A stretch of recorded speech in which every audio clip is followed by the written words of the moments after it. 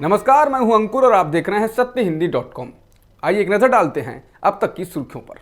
टीकाकरण नीति में बदलाव के बाद अब सरकार ने टीकाकरण को लेकर संशोधित दिशा निर्देश जारी कर दिए हैं। इन दिशा निर्देशों के अनुसार केंद्र वैक्सीन निर्माताओं से 75% डोज खरीदेगा, जिसमें राज्य कोटे का भी 25% शामिल है और इसे राज्य सरकारों और केंद्र शासित प्रदेशों को मुफ्त में देगा।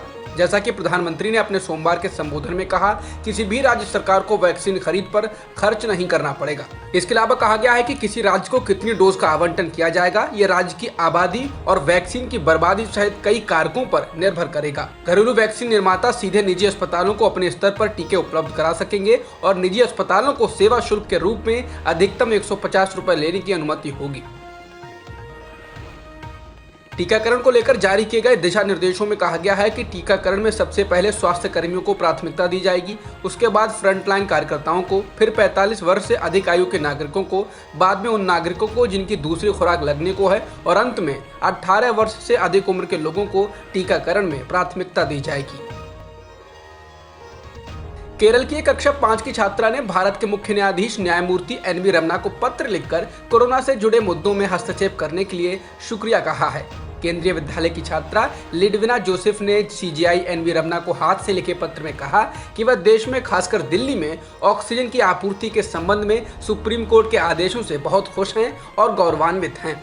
इसके बाद मुख्य न्यायाधीश एन वी रमन्ना ने भी छात्रा को जवाब दिया। सीजेआई ने छात्रा को शुभकामनाएं देने के साथ साथ लिखा, प्यारी लिडविना, मुझे आपका सुंदर पत्र मिला। जिस तरह आपने देश में होने वाली घटनाओं पर नजर रखी और लोगों की भलाई के लिए अपनी चिंता को दिखाया, उससे मैं वास्तव में प्रभावित हूँ।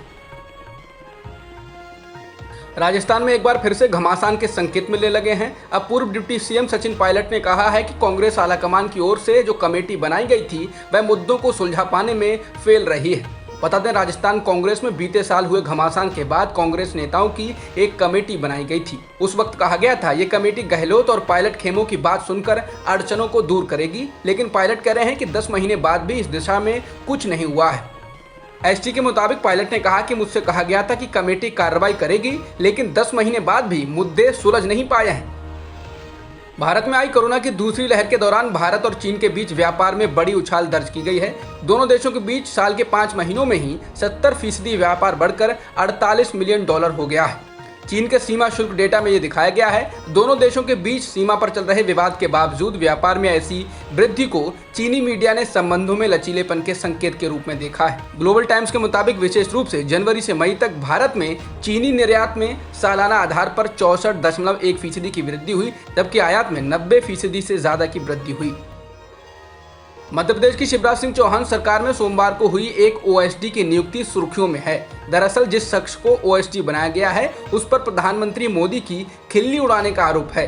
ओएसडी बनाए गए शख्स का मोदी से जुड़ा कटाक्ष भरा एक पुराना ट्वीट मंगलवार सुबह से सोशल मीडिया पर वायरल है। मध्य प्रदेश सरकार में ओएसडी बनाए गए इस शख्स का नाम तुषार पांचाल है। तुषार पांचाल की नियुक्ति विशेष कर्तव्यस्थ अधिकारी यानी ओएसडी की हैसियत से मुख्यमंत्री सचिवालय में की गई है।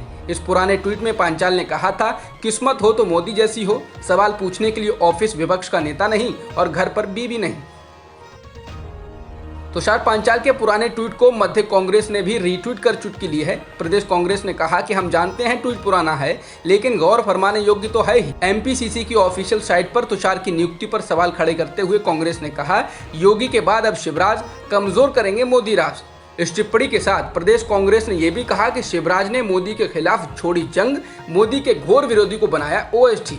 कांग्रेस यही नहीं थमी, उसने आगे कहा कि सोशल मीडिया पर मोदी की खिल्ली उड़ाने, उनके कद को छोटा करने और बीजेपी के सिद्धांतों पर अनर्गल टिप्पणी करने वाले को शिवराज ने अपना ओएसडी बनाया है। तुषार पांचाल की नियुक्ति पर दिल्ली बीजेपी के प्रवक्ता तेजेंद्र सिंह बग्गा ने भी सवाल खड़े किए और पूछा है कि क्या शिवराज सिंह चौहान को ऐसे ही लोगों की जरूरत है। वहीं प्रदेश कांग्रेस के प्रवक्ता नरेंद्र सलूजा ने चुटकी लेते हुए कहा कि इससे शिवराज का मोदी प्रेम साफ झलक रहा है। कांग्रेस शासित छत्तीसगढ़ में एक कथित माओवादी लड़की को उसके घर से ले जाकर बलात्कार और उसके बाद उसकी हत्या कर देने का आरोप सुरक्षा बलों पर लग रहा है। दंतेवाड़ा के डिस्ट्रिक्ट रिजर्व गार्ड ने बलात्कार से इनकार किया और कहा कि वह लड़की मुठभेड़ में मारी गई है।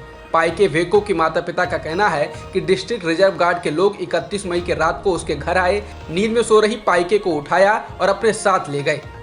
परिजनों का कहना है कि सुरक्षा बल के लोगों ने पाइको के साथ बलात्कार किया और उसे गोली मारकर उसके शव को फेंक दिया और मुठभेड़ का दावा किया। कथित माओवादी लड़की से सुरक्षा बलों द्वारा बलात्कार और फर्जी मुठभेड़ के आरोपों को बस्तर रेंज के आईजी सुंदरराज पी ने हिंदुस्तान टाइम्स से बात करते हुए खारिज कर दिया। उन्होंने कहा कि पाइको को उसके घर से नहीं पकड़ा गया था, न ही उसके साथ बलात्कार हुआ। उन्होंने कहा कि माओवादियों की सेना पीपुल्स लिबरेशन गुरिल्ला आर्मी के प्लाटून संख्या 16 के कुछ लोगों से पूछताछ के आधार पर गुमल नगर इलाके में 31 मई की रात डिस्ट्रिक्ट रिजर्व गार्ड ने कार्रवाई की।